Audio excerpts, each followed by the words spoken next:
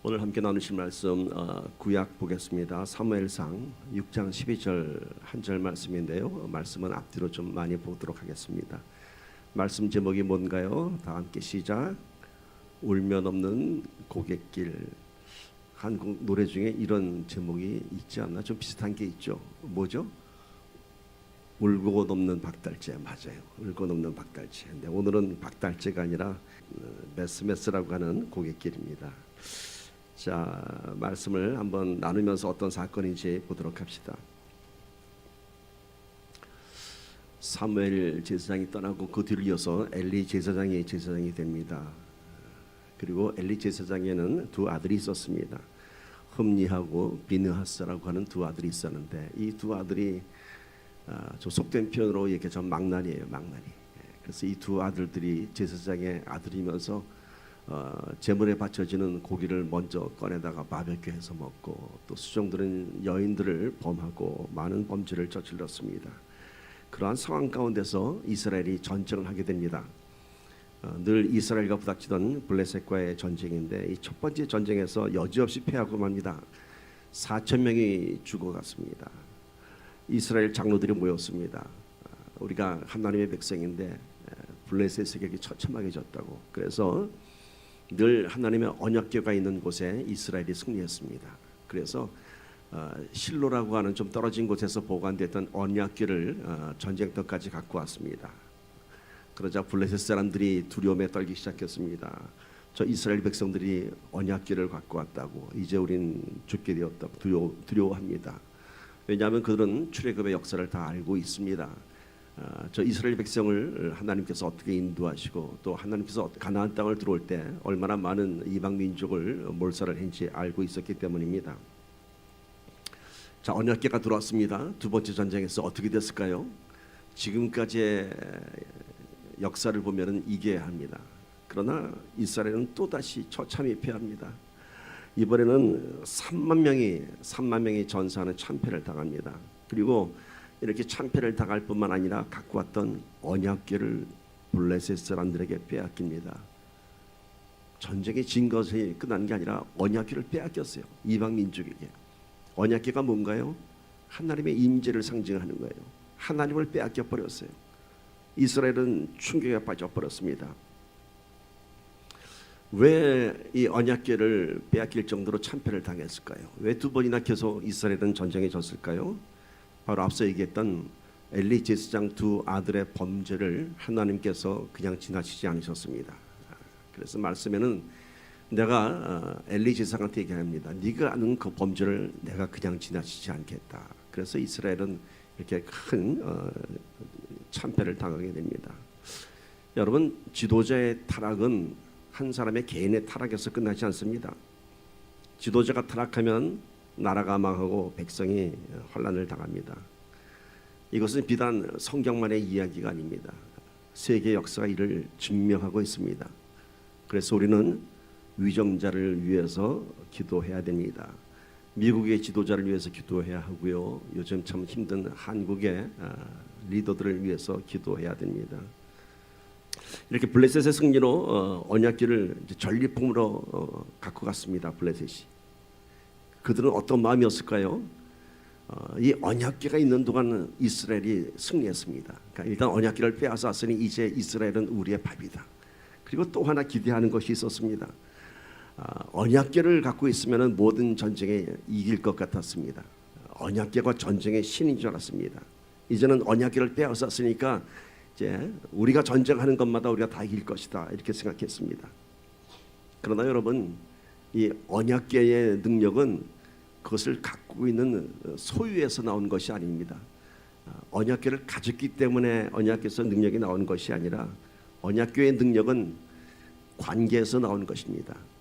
하나님과 이스라엘 백성의 관계 가운데서 내 사랑하는 백성이기 때문에 언약궤가 이스라엘 백성을 인도하였고 전쟁에서 지금까지 승리하게 했던 것입니다. 우리 지난 수요일날 하나님의 음성을 듣는 삶에서 이런 얘기 나눴었죠. 하나님의 관계가 회복이 될 때에 하나님의 음성을 들을 수 있다고 했습니다. 언약궤의 능력은 언약궤를 소유했다고 해서 능력이 나오는 것이 아니라 언약궤와 백성과의 관계가, 하나님과의 관계가 회복이 되는 것입니다. 그런데 이 언약궤는 선택받은 백성 이스라엘 백성에게만이 하나님께서 주신 그런 하나님의 임재입니다. 우리도 마찬가지입니다, 여러분. 우리의 신앙의 능력은 우리가 무엇을 갖고 있다고 나오는 것이 아니라 하나님과의 관계가 소통이 될 때에 능력이 나오는 것입니다. 요즘 수요 예배 하나님의 음성을 듣는 삶 참 중요한 주제가 아주 참 은혜 가운데 진행되고 있습니다. 안타까운 것은 이 자리를 못 나오게 되는 형편들이 다 있을 것입니다. 그러나 여러분 그 수요일의 모든 형편을 다스리고 나오기를 부탁드립니다. 오늘 속으로 나눌 때 이거 한번 나눠볼까요? 나는 지난 수요일 저녁에 무엇을 했는가? 자아 비판 같은가? 이건 저의 마음이 아니라 하나님의 마음입니다. 여러분들 이렇게 초대합니다. 자, 이렇게 블레셋의 언약궤를 빼앗겼습니다. 이제 블레셋 사람들이 이 언약궤를 갖고 어떻게 했을까요? 블레셋 사람들은 자신들이 섬기는 신이 있었습니다.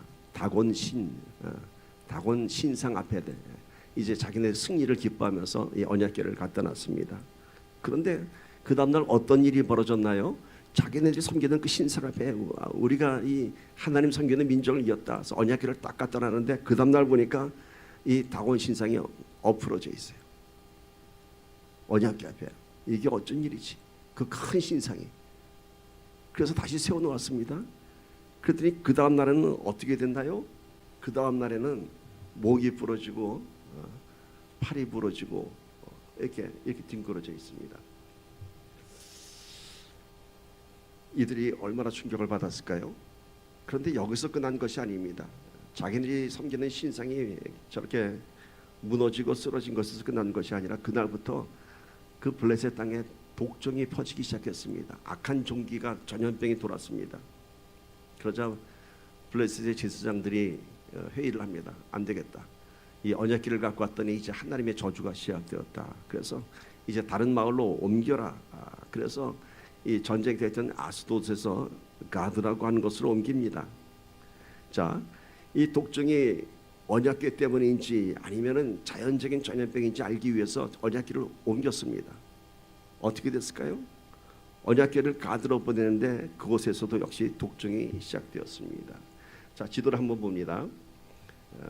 좀 이렇게 지도를 좀 보면 그래도 머릿속에 좀 공간 개념이 생깁니다. 여기가 아스돗입니다. 전쟁했던 곳이. 여기서 다곤 신상 앞에서 쓰러지고 악성 종기들이 종량에 들어왔습니다. 그러자 가드로 옮겼습니다. 가드로. 그리고 다시 가드의 사람들이 또 마찬가지로 전염병이 도니까 이번에는 에그론이라고 하는 것으로 옮겼습니다. 그러자 이제 에그론 사람들이 우리도 다 죽게 되었다고 통곡합니다. 결국은 블레셋 이 지도자들이 결정을 합니다. 안 되겠다. 언약궤 돌려보내자. 전리품으로 뺏어와서 이젠 자기네들을 승리할 줄 알았는데 이게 언약궤를 갖고 왔더니 이 블레셋 땅에 막 전염병이 돌고 이게 보통 심각한 일이 아니에요. 그래서 사무엘상 5장 11절 봅시다.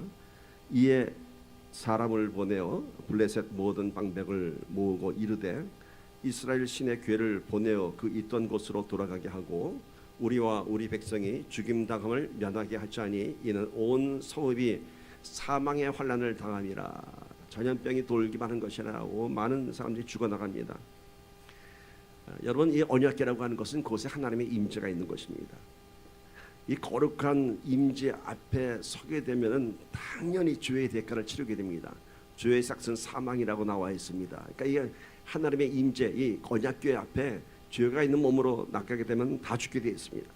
그래서 이스라엘의 대제사장도 1년에 딱 한 번 이 언약궤 앞에 들어갑니다. 대속죄일에 이 지성소 안에 들어갑니다.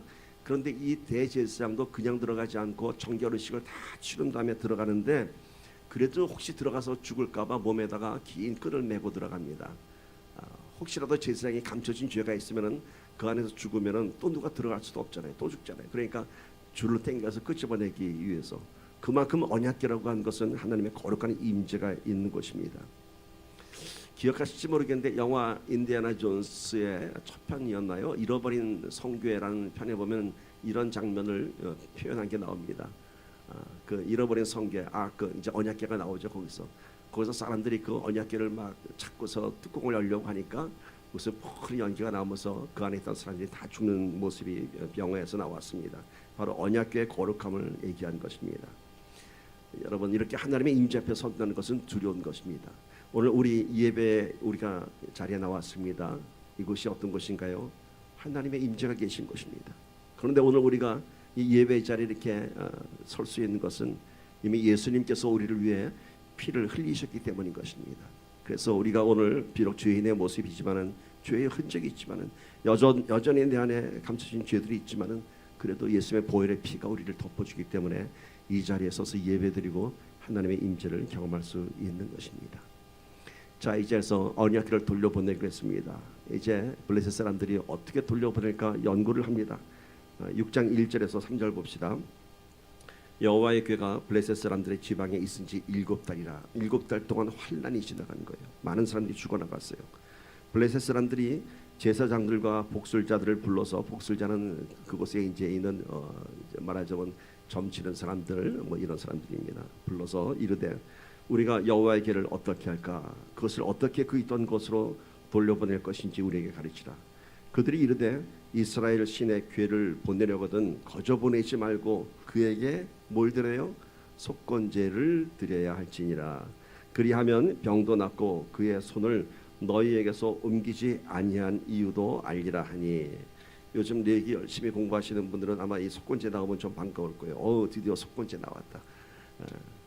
표정들 보니까 별로 감동이 없는 것 같은데 속건제는 어떤 제사인가요? 거룩한 성물에 대한 범죄를 저질렀을 때 그때 드린 제사고, 또 하나는 다른 사람의 재산에 피해를 입혔을 경우에, 즉 다른 사람의 물건을 도둑질하거나 뭐 망가뜨리거나 사기를 치거나 맡긴 물건을 마음대로 처분했을 경우에 그것에 대한 제사를 드려야지만이 용서가 됩니다. 이 블레셋 사람들이 이스라엘 제사 제도에 속건제라고 하는 것을 어렴풋이 알고 있었습니다. 왜 어렴풋이냐면은 이들이 바치는 속건제 제물을 보면은 레위기에 기록한 그 제물하고는 전혀 다른 것을 바칩니다. 레위기에 기록된 속건제 제물은 순양을 바치게 되어 있고요. 만약에 변상할 가치가 있다면 5분의 1에 해당하는 가치를 변상해야 됩니다. 그런데 이들은 속건제 제물로 뭘 준비했냐면은 금으로 만든 독종의 형상, 그러니까 몸에 난 그 악성 종양들, 그런 모양으로 금을 만들었습니다. 그리고 금 쥐를 또 만들어 보냈습니다. 아마 이들은 속건제를 제물이 무엇인지 모르고 그저 속건제가 있으니까 그들의 생각대로 보상을 한 것 같습니다. 5장 4절 보면은 그들이 이르되 무엇으로 그에게 드릴 속건제를 삼을까 하니 이르되 블레셋 사람의 방백의 수요대로 금독종 5과 금쥐 5마리라야 하리니 너희와 너희 통치자에게 내린 재앙이 같음이니라. 물론 이들이 보내는 이 속건제 제물의 의미는 아무 의미도 없습니다. 모든 제물은 정결한 제물이 되어야 되고요, 제사장을 통해서 드려야 됩니다. 이들이 드린 것은 단지 그들의 마음을 그냥 우리도 속건제를 드렸다 하고 위로할 뿐입니다. 자, 드디어 언약궤를 돌려보냅니다. 그런데 아직도 블레셋 사람들의 마음에 의심이 있습니다. 정말 언약궤 때문에 우리 블레셋에 이런 전염병이 돌고 이렇게 사람들이 많이 죽어나가는가? 전염병이니까 전염병은 뭐 자연적으로 발생할 수도 있는 것 아닌가? 그래서 다시 한번 확인하기 위해서 수를 씁니다. 이 언약궤를 돌려보내는데 그냥 돌려보내지 않고 확인하기 위한 방법을 마련합니다. 6장 7절에서 9절 봅시다.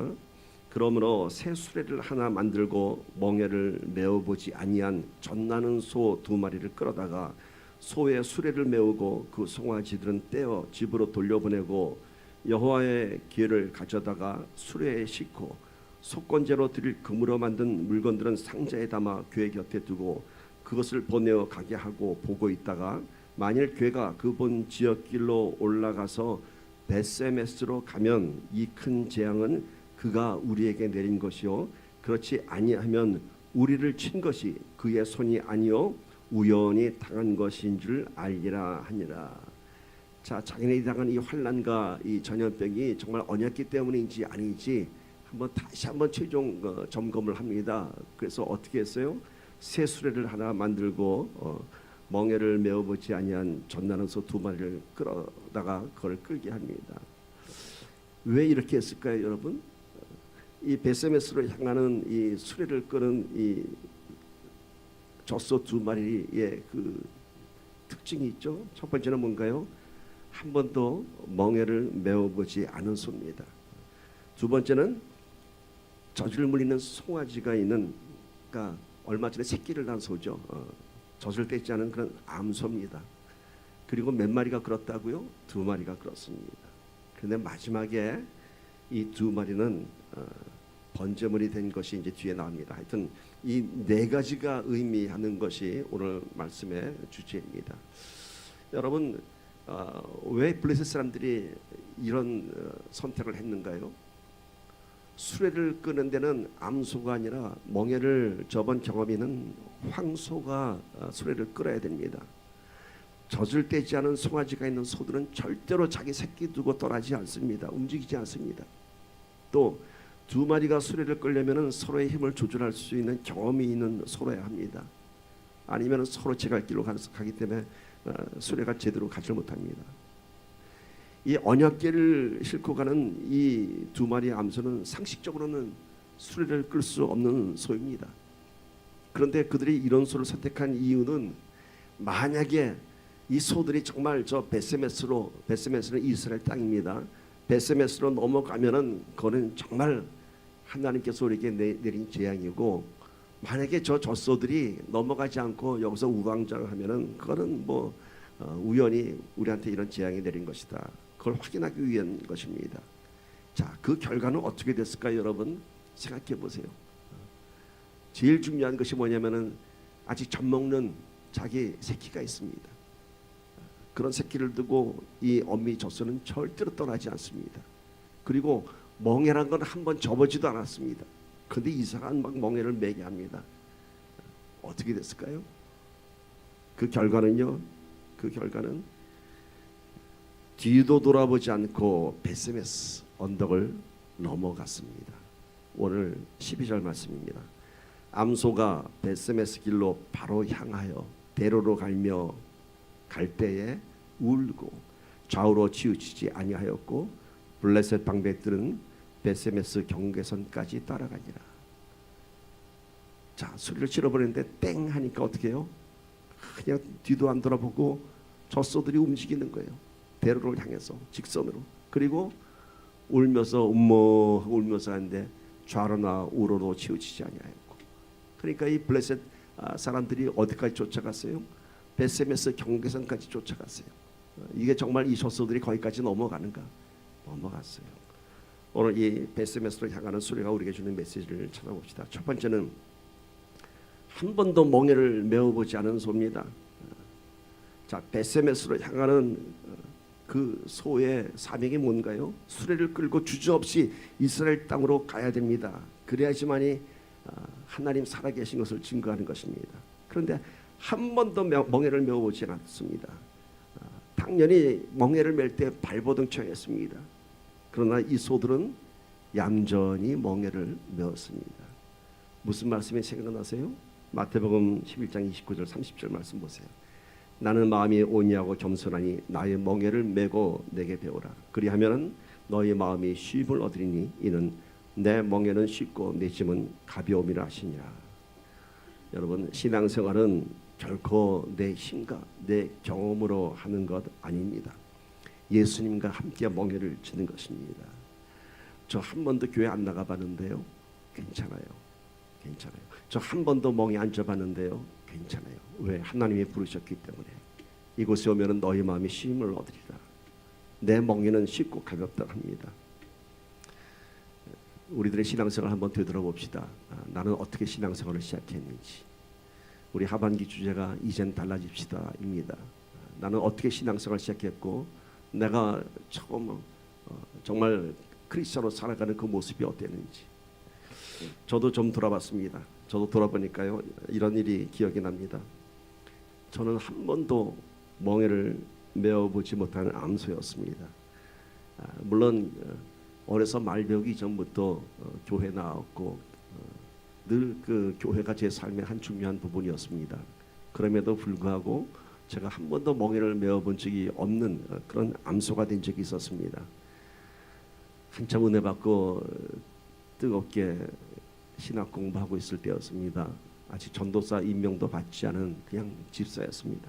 그때 미국 마이애미 교회에서 한국의 처치를 개척하면서 저에게 예배를 맡겼어요. 세상에 저를 보고 설교하고 저보고 예배를 인도하랍니다. 순종하였는데 한 번도 설교를 해본 적이 없습니다. 한 번도. 더군다나 여러분 믿으실지 안 믿을지 모르겠는데 원래 저는요 남들 앞에 서서 말을 하려면은 가슴이 두근두근 거리는 사람입니다. 남 앞에 서서 말하는 게 아주 힘든 사람입니다. 그런데 그런 내가 하나님 앞에서 그것도 설교를 해요. 말씀을 선포해요. 아주 상상도 할 수 없는 일입니다. 불가능한 일입니다. 그런데 저는 그날 첫 설교를 하러 먼 길을 떠났습니다. 예배 장소는 상계동이었고요. 어딘지 아시나요? 하여튼 상계동이라고 하는 저희 집에서는 먼 곳이었습니다. 저희 집은 분당이었습니다. 분당에서 상계동을 가려면 아마 전철을 몇 번 갈아타고 아마 그랬던 것 같아요. 더군다나 그날은 눈이 오는 겨울이었습니다. 그래서 차를 갖고 가지도 못하고 지하철을 타면서 몇 번 갔던 기억이 나는데 그때 제 마음이 어땠을까요? 한 번도 설교도 해본 적이 없는 사람이 이제 첫 예배를 인도하러 갑니다. 참 두려웠죠. 그런데 첫 설교를 하는 동안 제가 경험한 것이 이렇습니다. 내가 아닌 누군가가 나를 움직이는 것을 경험했습니다. 내가 아닌 누군가가 제 혀를 움직였고요. 내가 아닌 누군가가 내 안에서 어떤 마음과 생각들을 주었습니다. 오늘 마치 멍이를 한 번도 메어보지 못한 이 암소들이 그냥 거침없이 갔던 것처럼 그렇습니다. 하나님은 부족한 저를 통해서 하나님의 살아계심을 그날 그 모든 예배자들에게 증거하셨습니다. 그날 그분들이 제 설교에 은혜를 받은 것이 아니라 한 번도 경험이 없는 평신도가 설교를 할 때 하나님께서 저를 도와시는 그런 것을 본 것입니다. 그날 사람들은 예배를 마치고 이렇게 했습니다. 하나님께서 함께 하셨습니다. 그 어떤 유명한 목사님의 설교보다도 어설프지만은 하나님께서 함께 하셨기 때문에 너무너무 좋았다고 합니다. 그렇습니다, 여러분. 오늘 우리 신앙생활하면서 나는 못해요, 나는 한 적이 없어요가 아닙니다. 하나님의 부르심 앞에 나가시면요, 오늘 한 번도 멍에 매지 못한 암수가 같은 것처럼, 또 제가 한 번도 설교하지 못했던 제가 설교했던 것처럼 하나님께서 이끌어 주실 것입니다. 원래 말 잘하는 사람이 말하면은 사람들이 감동이 없어요. 그냥 그런가 보다 합니다. 저 사람 참 말 잘한다, 뭘 해도 잘한다 합니다. 근데 말 못하는 사람이 이렇게 뛰어난 언변을 말하면요, 사람들은 이제 놀랍니다. 야, 그날 저를 보고 많이 놀랬겠죠. 야, 평신도가 어떻게 저렇게 할까? 근데 저만 그런 것이 아니었어요. 사도행전 4장 13절 보면요, 그들이 베드로와 요한이 담대하게 말함을 보고 그들을 본래 학문 없는 범인으로, 그러니까 이거는 범죄자가 아니라 그냥 평범한 사람을 얘기하는 거죠.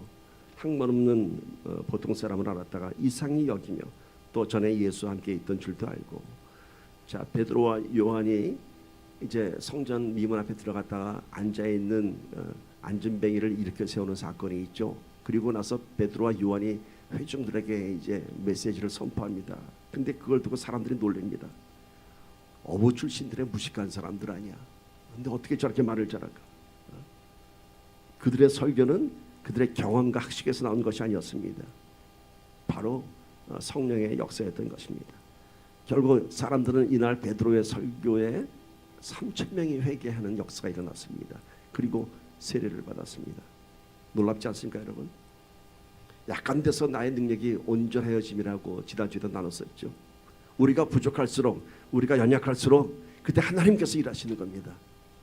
우리가 갖고 있는 것 갖고 하려고 우리는 발버둥 치지만요, 우리 갖고 있는 것을 내려놓을 때에 하나님께서 일하시는 것입니다. 그래서 우리 하나님 앞에 나올 때 언제나 이런 고백해야 됩니다. 하나님, I am nothing. 저 아무것도 할 수 없어요. 저 아무것도 가진 것도 없어요. 저 아무것도 정말 할 수 있는 능력이 없어요. 그때 하나님께서 함께 하시는 것입니다. 사랑하는 여러분, 오늘 하나님께서 우리를 부르신 것은 하나님께서 함께 하시겠다고 하는 것입니다. 그걸 믿음으로 받아들입시다. 한 번도 십자가를 지어보지 못한 우리가 오늘 십자가의 길을 갈 수 있다면 그것은 내 인생을 통해서 하나님을 증거하는 것입니다. 한 번도 교회 안 나와봤던 사람이 얼굴이 변하고 그 삶이 변하면은요, 하나님을 증거하는 것입니다. 도저히 예수 믿지 않을 사람이 예수 믿으면 하나님을 증거하는 것입니다. 제가 몇 년 전에 워싱턴 트레스에스를 가서 인도하는데 그 중에 어떤 분이 있었냐면요, 봉사로 들어온 사람인데 머리를 빡빡 깎았어요. 남자분인데. 근데 머리 깎으면 좀 원래 좀 이렇게 좀 험하게 보이잖아요. 근데 빡빡만 깎은 게 아니라 머리 두피에 문신이 있더라고요. 빡빡 깎은 머리. 그리고 이 목에는 보니까 무슨 흉터가 있어요. 그 나중에 그분이 간청한데 보니까 이 사람은 미국 교도소에서 20년을 장기 복역하고 나온 사람입니다. 뭐 끔찍한 범죄를 저지르는 것 같습니다. 그 목에 있는 이 흉터는 죽으려고 자살했던 그 흔적입니다. 근데 이 사람은 그런 걸 감추지 않았어요. 머리에 있는 문신 다 보이고 목에 있는 흉터 다 보이고 다닙니다. 좀 감추고 다녔으면 좋을 텐데 하는 생각을 했는데 그분의 얘기가 겁니다. 자기는 자랑스럽게 내보인다고 합니다. 왜냐하면은 이런 내가 이렇게 험하게 사는 내가 이렇게 죽음을 경험한 내가 하나님 통해서 다시 살아났다고, 살아계신 하나님을 증거하기 위해서 자기는 그냥 이렇게 사람들 앞에 나선다고 합니다. 그러면서 우는데 두피에 문신은 험악한데 얼굴은 그렇게 순한 양처럼 이렇게 순할 수가 없었어요. 여러분, 오늘 하나님께서는 우리의 인생의 어떤 경험을 사용하지 않으십니다. 우리가 갖고 있는 어떤 믿음을 사용하지 않으십니다. 하나님은 우리의 연약함을 갖고 사용하십니다. 베스메스로 가는 길은요, 나를 위한 길이 아니라 하나님을 증거하는 길입니다. 이제 두 번째, 젖을 떼지 않은 암소에 대한 것을 생각해 봅시다. 아직도 젖을 먹여야 할 새끼가 있습니다. 그래서 이 암소는 소리를 끌어서는 안 됩니다. 상식적으로 설사 움직인다 해도 이 베세메스로 넘어가는 것이 아니라 자기 새끼가 있는 마을로 내려가야 됩니다. 그런데 그 소리는 곧바로 주저하지 않고 베세메스로 넘어갔습니다. 오늘 우리의 현실도 그렇지 않습니까, 여러분? 마치 젖을 떼지 않은 암소 같지 않습니까? 나를 부르는 세상의 소리들, 내가 감당해야 할 많은 일들 많이 있잖아요, 여러분. 그럼에도 불구하고 하나님은 우리를 부르십니다. 때로는 우리가 너무 바빠서 하나님 좀 이것만 좀 제가 좀 익스큐즈 하면 안 될까요? 그런데 하나님께서 부르시는 이유가 있습니다. 그럴 때 또 유난히 바쁘죠. 그런 환경을 이겨내고 움직여야 됩니다. 신앙에는 분명 하나님께서 우리에게 요구하는 믿음의 분량이 있습니다. 하나님께서는 우리에게 최고의 것을 주시기 위해서 우리를 부르시는 분입니다.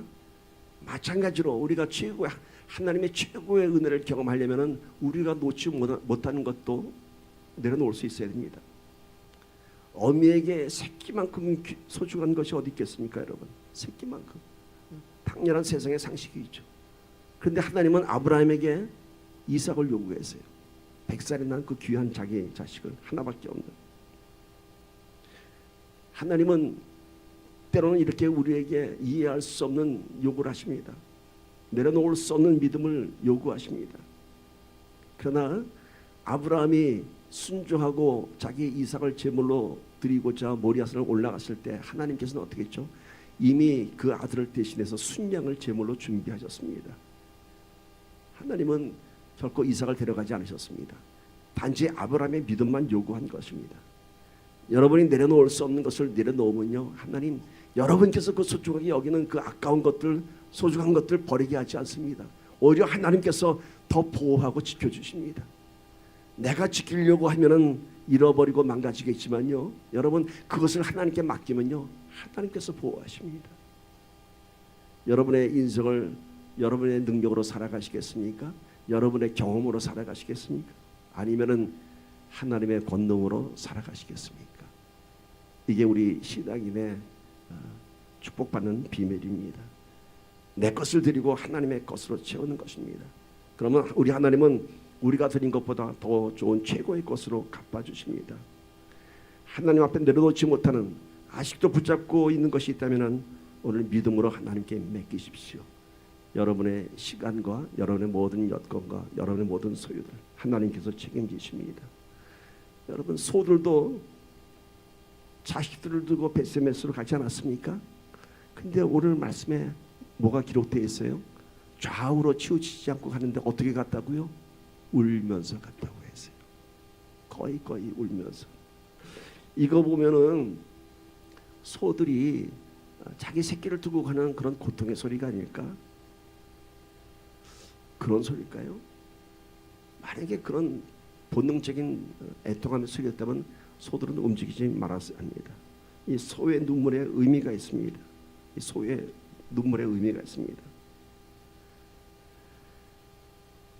우리가 흘리는 눈물이 세 가지가 있습니다. 첫 번째는 나 때문에 울죠. 내가 힘들고 내가 아프고 또 때로는 내가 너무 기뻐서 나 때문에 울죠. 두 번째 눈물은 뭔가요? 이제 신앙이 좀 성숙해지면은 시선이 나에서 누군가에게 돌아갑니다. 그래서 남을 위해서 눈물을 흘릴 수 있습니다. 남을 위해서 누군가의 아픔을 보면서 함께 울어줄 수 있습니다. 그리고 하나님께서 원하시는 세 번째 눈물은요, 바로 하나님 때문에 흘리는 눈물입니다. 하나님 때문에. 우리의 어떤 본능적인 눈물이 아니라 감정의 눈물이 아니라 거룩한 눈물입니다. 처음 하나님 앞에 나오면은 많은 사람들이 이 거룩한 눈물을 경험합니다. 이유 없이 눈물이 납니다. 뭐 슬픈 일이 있었던 것도 아닌데, 내 삶 속에 뭐 변화된 거 아무것도 없는데 그냥 이 자리에 나오는데 다 고개 숙였는데 눈물이 나옵니다. 이게 뭘까요? 그것은 내 안에 영이 하나님 앞에 나와서 우는 그런 영적인 눈물입니다.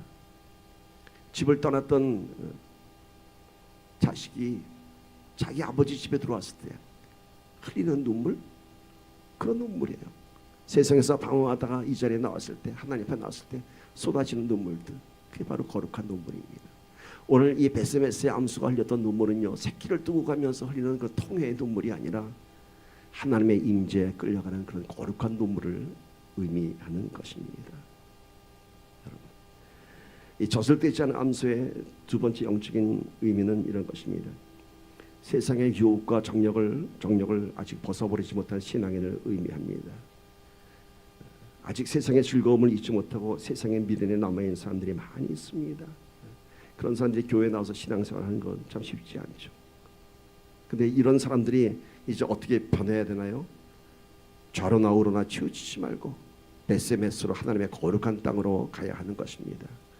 그때 바로 살아계신 하나님을 경험하고 증거하는 것입니다. 이 울매의 의미는, 울면서 갔다의 의미는 억지로 끌려가는 것에 대한 억울한 울음이 아니라 세상의 헛된 것을 깨달은 후회와 회개의 눈물이 되어야 합니다.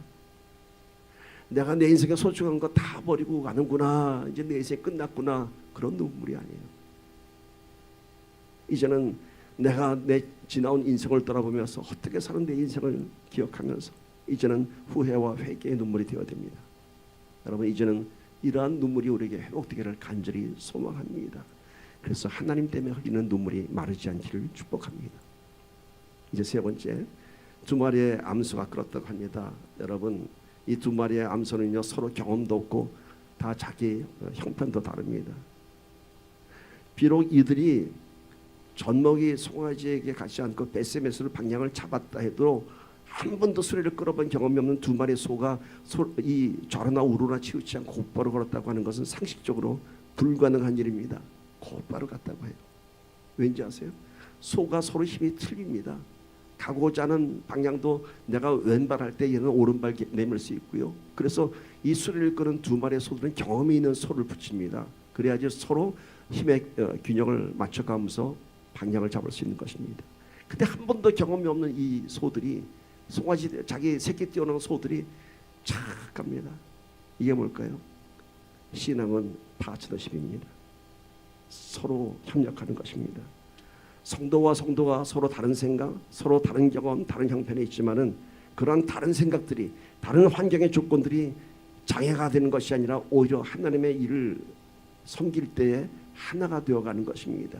이것이 뭔가요? 로마서 8장 28절에 합력하여 선을 이루는 것입니다. 우리가 알거니와 하나님을 사랑하는 자 곧 그의 뜻대로 부르심을 입은 자들에게는 모든 것이 합력하여 선을 이루느니라. 이번 주에 암송할 말씀입니다. 이번 주에 암송할 말씀. 자, 베스메스로 향하는 두 마리 암소가 좌로도 우로도 치우치지 않고 곧바로 베스메스의 그 언덕을 넘어갈 수 있었던 것은 서로를 인정하고 배려하고 그리고 나보다도 상대편을 생각했기 때문입니다. 2주 전에 나눴던 말씀이죠. 빌립보서 2장 3절 4절 보세요. 아무 일이든지 다툼이나 화용으로 하지 말고 오직 겸손한 마음으로 각각 자기보다 남을 낮게 여기고 각각 자기 일을 돌볼 뿐더러 또한 각각 다른 사람들의 일을 돌봐 나의 기쁨을 충만하게 하라. 여러분, 이제 우리 성도와 함께 가는 것은 서로 배려하고 서로 도와주고 다른 사람들의 일을 돌보아 주는 것입니다. 그때 우리는 합력하여 선을 이룰 수 있는 것입니다. 자, 이제 네 번째, 이렇게 베스메스로 넘어간 두 마리 암소의 최후가 어떻게 됐다고요? 번제물로 하나님께 드려졌습니다. 이건 뭘 의미하나요? 신앙은 헌신입니다. 결국 우리를 드리는 것입니다. 사무엘상 6장 14절 봅시다. 수레가 베스메스 사람 여호수아의 밭 큰 돌이 있는 곳에 이르러선지라. 무리가 수레의 나무를 패고 그 암소들을 번제물로 여호와께 드리고. 여러분, 자기 새끼 버리고 한 번도 경험이 없는 젖소들이 하나님의 언약궤를 메고 그 언덕길을 넘어왔습니다. 그렇다면 우리 생각엔 그 젖소들 수고했다고 뭐 목욕시켜주고 음식도 주고 막 이랬으면 좋겠는데 어떻게 했어요? 그냥 여호와께 산제물로 드렸어요. 이 사건의 가장 중요한 포인트는 헌신입니다. 결국은 하나님께 드리는 것입니다. 우리의 삶을. 그리고 또 하나, 여러분, 지금까지 우리가 이 베스메스의 그 두 마리 암소를 계속 우리가 조명해 봤는데 결국은 오늘 말씀의 이 키포인트는 이 암소가 아닙니다. 이 사건의 주인공은 누굴까요, 여러분? 하나님이에요. 하나님. 암소가 아니라. 베스메스의 두 마리 암소가 이렇게 이 모든 일을 행한 것은 하나님께서 행하신 일이기 때문인 것입니다. 하나님께서 행하신 것이에요. 베스메스를 넘어가는 이 두 마리 암소가 기특한 것이 아니라 그들을 끌고 올라온 하나님이세요. 여러분, 언약궤를 이스라엘이 빼앗겼어요. 블레셋 사람들에게. 근데 이 언약궤가 돌아온 것은 어떻게 돌아왔다고요? 이스라엘 사람들이 전쟁에서 승리해서 찾아왔나요? 아니에요. 하나님 당신이 오셨어요.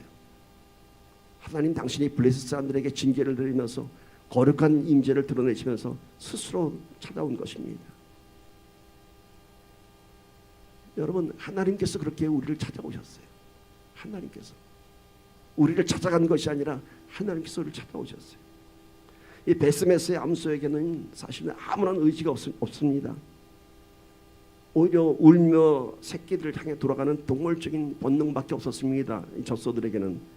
그러나 그들이 맨 수레에 언약궤가 있었기 때문에 이들이 뒤를 돌아보지 않고 여기까지 온 것이고 번제물이 된 것입니다. 만약에 이 베스메스의 암소들이 새끼들을 버리고 오직 하나님의 영광을 드러내기 위해서 이렇게 이 길을 간 것이라면 이 두 암소가 우리에게 큰 교훈을 줄 것입니다. 그러면 우리는 참 곤란해집니다. 왜요? 소만도 못한 인생 살아서는 안 되지 않습니까? 그런데 다행스럽게도 오늘 이 말씀의 주인공은 베스메스의 암소가 아니라 하나님이십니다. 무엇을 의미합니까, 여러분? 왜 제가 베스메스의 암소에서 이 포커스를 하나님으로 옮겼을까요? 이 주체는 하나님이라고. 오늘 우리가 베스메스의 암소 같은 사람들이지 않습니까, 여러분? 근데 우리가 우리 신앙의 주인공입니까? 아니요, 하나님이라는 거예요. 하나님. 우리 신앙의 주인공은 내가 아니라 하나님이에요. 내가 믿음의 주체가 되는 것이 아니라 하나님께서 우리의 믿음을 끌고 가시는 것이에요. 우리는 어떤 사람이냐면요, 결코 이렇게 거룩한 일에 나설 사람들이 아니에요. 베스메스의 암소처럼 새끼 때문에 울어야 할 사람들이에요. 우리가 이게 갖고 있던 모든 것 다 버리고 하나님의 사명을 감당할 사람들이 아닙니다. 오히려 아직도 우리 안에 세상에 대한 미련이 남아 있고요, 세상을 향해서 돌아가고 싶은 마음이 더 많이 있을지도 모릅니다.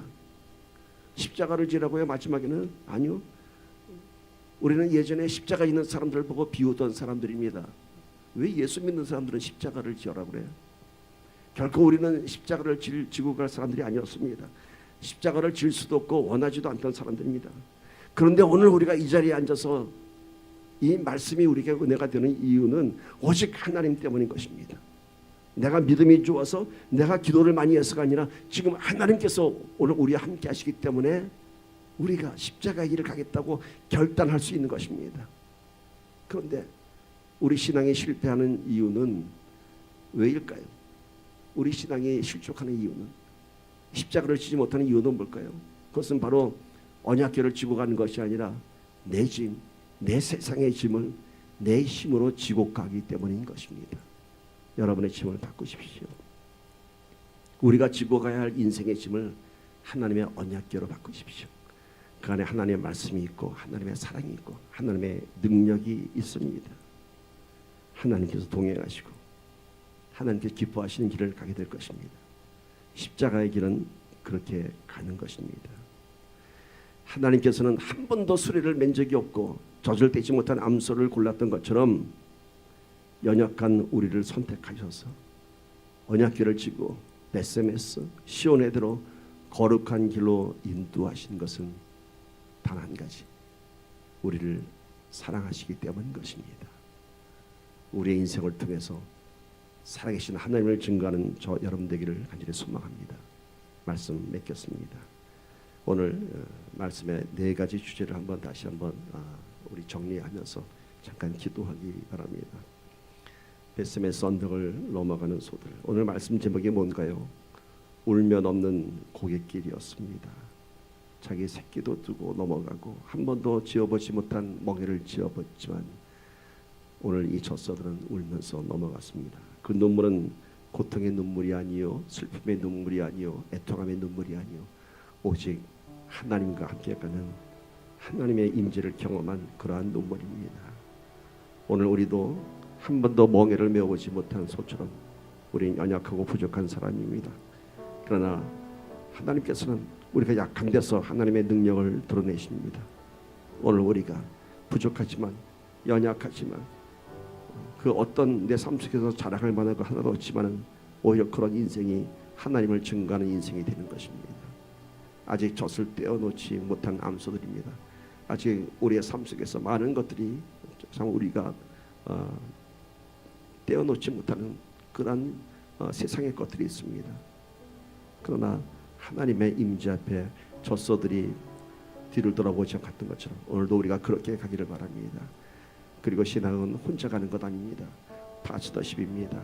주님과 함께 가는 것이고요, 성도와 함께 가는 것입니다. 그때에 좌로나 우로나 치우치지 않고 갈 수 있습니다. 그리고 그 길 끝에는 십자가의 길이 기다리고 있습니다. 번제물이 된 두 마리 수처럼 하나님께서는 우리의 삶을 통해서 우리를 받으시기를 원하십니다. 그러나 그것은 우리 인생이 끝나는 것이 아니라 거기서부터 십자가의 길을 넘어선 부활의 영광의 길을 가게 될 것입니다. 울면 없는 고갯길, 이제 우리가 이 고갯길 넘으면서 거룩한 눈물이 마르지 않기를 간절히 소망합니다. 함께 기도합시다.